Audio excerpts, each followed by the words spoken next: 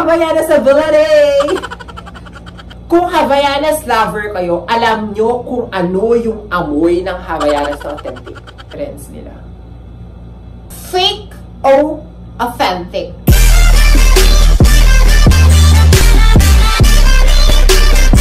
Hi mga beshi ko! Ayan! So for today's video, Charis! Ayan! So magko-comparison tayo ng fake o authentic. Saan dito ang fake at saan dito ang authentic? O saan mga best? Comment down below! Before that, don't forget to subscribe to my YouTube channel and click the notification bell para updated ka lagi sa aking mga videos! So napag-decided ko na, napag-desisyon ko na mag-comparison sa fake at authentic Havaianas Ganern Chip. Huwag na kalimutan i-follow sa mga social media accounts ko. Ayan, sa Facebook, sa Twitter, sa TikTok, sa Instagram, at sa Bigo. So, kailangan ko nila pag-video. So, ayan siya. Sa akin ang dalawang slipper, ang yellow at ang gray. Saan dito?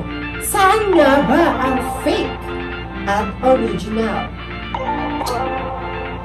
Without further ado, let's get started!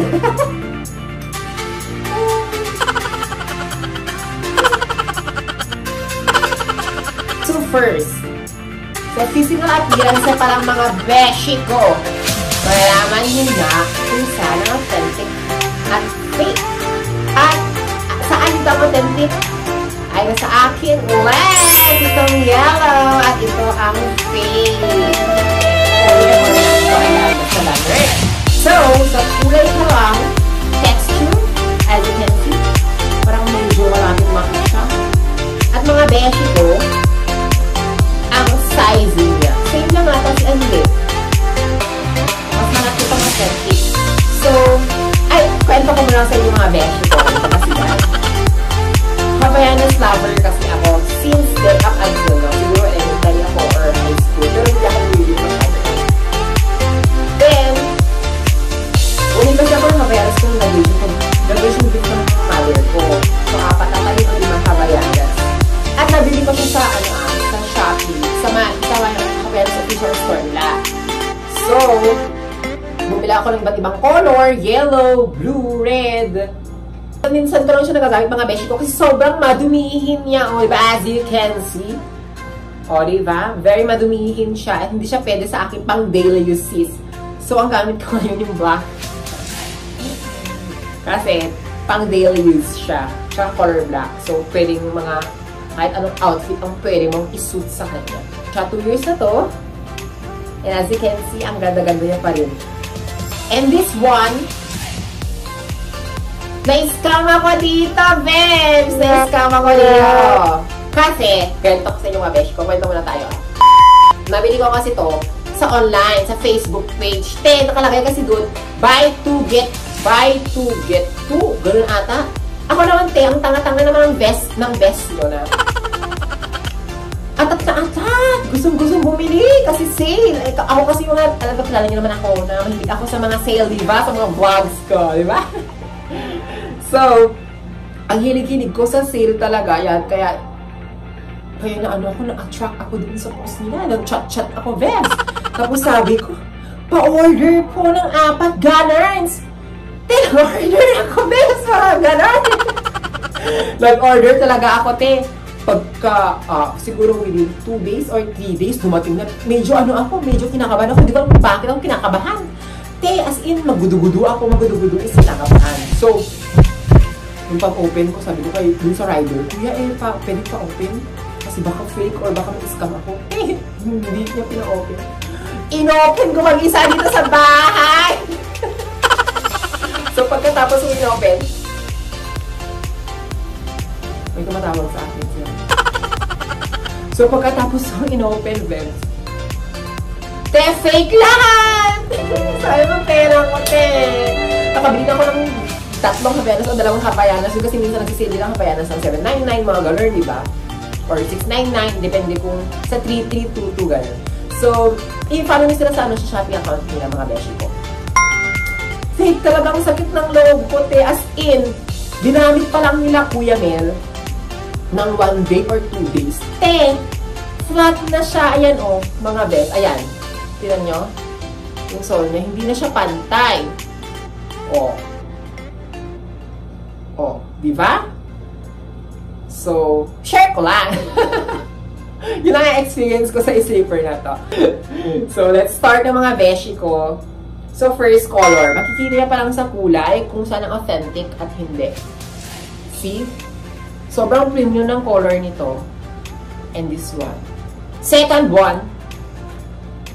Mga beshi ko, dapat aware kayo, dapat alam nyo. Itong sole ng Havaianas. The original and the fake one.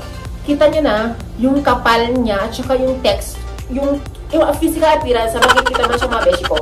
Ayan, tinan mo to, manipis to makapal. Manipis to makapal. Manipis to makapal din naman to, pero hindi siya firm. Difference nila. Tsaka by the way, ang Havaianas, ang name ng Havaianas na to ay Brazil logo, I think. Kasi may Brazil logo siya sa side. Ay, dyan. So, may logo rin tong fake. Pero, wala siyang line, mga bebs. Linings na ganito, kasi dry. Ganito. See? Doon pa lang makikita mo na kung saan ang authentic at fake. So, number 3, siguro yung strap. Mas premium. Mas intact yung Havaianas na compare doon sa fake. So, pakita ko ulit sa inyo, mga bebs. Ayan siya.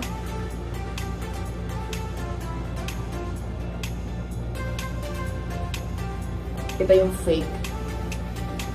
Diba? Kita mo na agad. Number 4. Dalawang size ito, mga bebs. Itong original is 45-46 and ito 42-43. Yung name niya, ito kasi hindi ko masyadong ginagamit, so hindi pa burado. Ayan. Hindi kasi makita eh. Ito, burado na siya. Mga bebs. By the way, ang original, makikita mo dito, meron siyang parang clock. Dito, part. Picturean ko na lang para makita nyo. Ayan. May number siya na bilog. Parang clock ang design niya.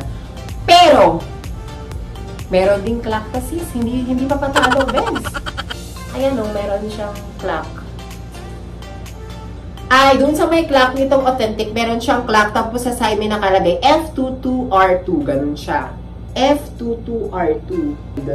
And ito, mga bebs, wala siyang number. Di ba, clock siya, may number kasi sa side, meron pa sa mismong side niya yung number. So, sa authentic is meron, tsaka sa fake, wala. So, 6 mga beshi ko. Kung Havaianas lover kayo, alam nyo kung ano yung amoy ng Havaianas na authentic. Pag pumunta ka sa store ng Havaianas, iba yung amoy, bes, sobrang, ang tamis, parang ang bango, ang sosyal, ganun. Pero yung fake, be, amoy rubber, alam mo, amoy nabili lang sa dyan-dyan, ganun, ang fake.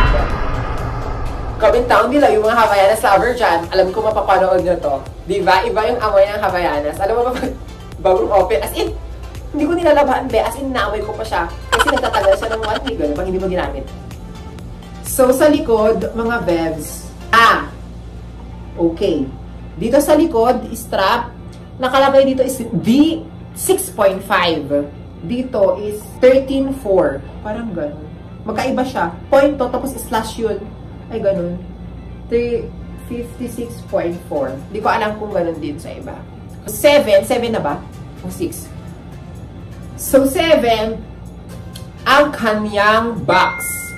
So, meron pa akong box dito ng original, guys, ha? Ito ang box ng mga authentic na Havaianas. Brown siya na ganito.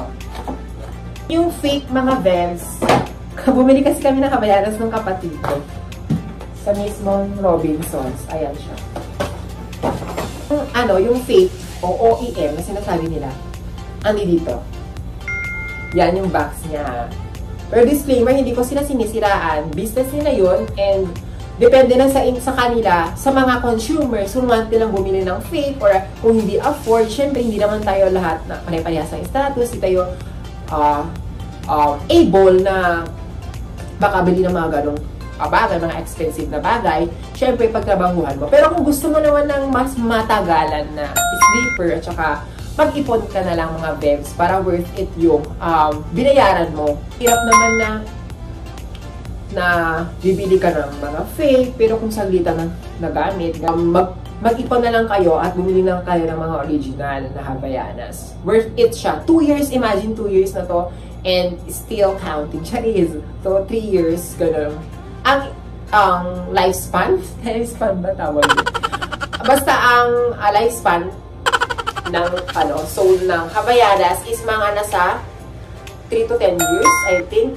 Ganun siya katagal. Pero, but, yung kanyang strap, mga bes, ito ang problema sa Havaianas, yung strap. Comment down below. Havaianas civility. Yung mga ka-Havaianas civility, Jarn! Ay, may katawag ako. Hi, mga ka-Havaianas civility!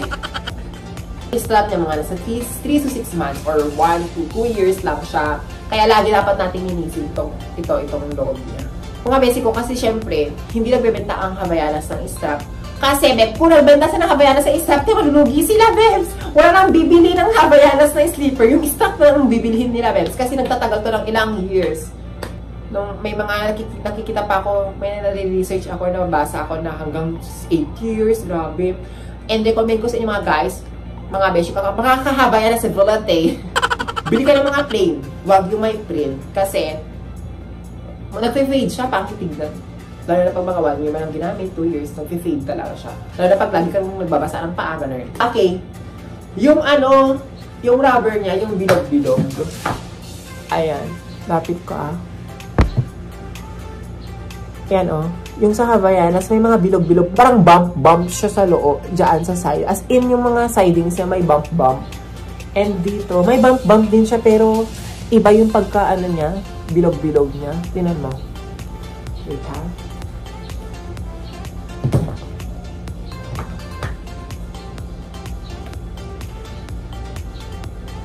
Okay. Imagine, 2 years ito. Ayan flat na siya. Kita nyo mga bebs. Ito is steel. Ang ganda. So, wala pa kasing masyadong nag-vlog ng comparison ng authentic at saka fake na Havaianas. So, I decided na mag-vlog naman ng ganito. Kasi why not, diba? Baka malay nyo gusto nyo manood ng mga ganito para maging aware din kayo kasi ang hirap ma-scam. Hirap mag-scam kasi pinaghirapan mo, pinagpawisan mo, dugo at pawis ang ginawa para mabili mo yung isang bagay tapos may scam ka lang. Basically, kung gusto niyo ng authentic, bili na lang kayo sa Robinsons o kahit anong mall. Punta na lang kayo dun. Or kung busy kayo or wala kayong time, punta kayo sa official page ng Havaianas sa Shopee at Lazada. Authentic yung mga beshi ko. Pero nakikita mga reviews dun, sabi nila fake daw. Hindi ba na nila alam kung ano. Pero ang problema kasi dun yung mga sizes. Pero wala pa naman akong bad experience sa Havaianas sa online. Kasi as in kung ano yung color, kung ano yung texture, kung ano yung inclusion, yung boxes niya, gano'n. Saka yung sizes is as in kung ano yung order mo, yun yung papadala nila. Yung ng mga more Havaianas ability review, comment down below lang kayo at gagawa ko. And haul ba? Ang tawag ba doon? Yung parang ipapakita ko yung mga Havaianas ko, gano'n. Comment down below. Havaianas collection. Ayan, hindi pa siya ganun karami, mga bis, mga nasa 8 to 10 pieces parang ata siya. So, I love Havaianas. Super worth it niya. Ang comfortable niya talaga sa paa, mga besi ko. As in, pag nasa bahay ka, alam mo yung parang hindi ka nahihirapan. May mga sleeper kasi, mga besi ko, na pag ginamit mo siya, ang hirap niyang masakit sa paa. Lalo na may mga high heel o may mga 2 inches yung sole niya, gano'n. Maganda yung design niya. Minsan kasi tayo gusto natin yung fashionable na design. Diba? Ayun lang. Ay, by the way, mga best ko, ang gamit ko ngayon yung phone ko, yung iPhone ko. Yung camera ko kasi, Nasira na naman yung flex, Bebs. Nasira, pinakayos ko na yun. Pero sinabi kasi ng yung nag-aayos ng mga gadgets is temporary lang yun. Kasi nabili kong tape niya or basta flex. Rather flex pala is hindi siya authentic. So, sabi niya, dapat wag ko na siyang i-flip. Ako kasi, gusto ko kasi nakikita ko yung mukha ko. Ayoko yung hindi ko nakikita yung mukha ko pa nag-vlog ako. Kaya, nasira na ulit siya. Excuse me, nasira na naman siya. And, okay lang kasi expected ko naman na siya. So, pahabol mga Bebs, nakalimutan ko yung kanyang, ang tawag dito, ganun. Ang authentic na Havaianas, mga Bebs, meron siyang, ayan, parang sealed, ganyan, oh. Ganda, parang authentication checker. Yung fake one is wala siyang ganun.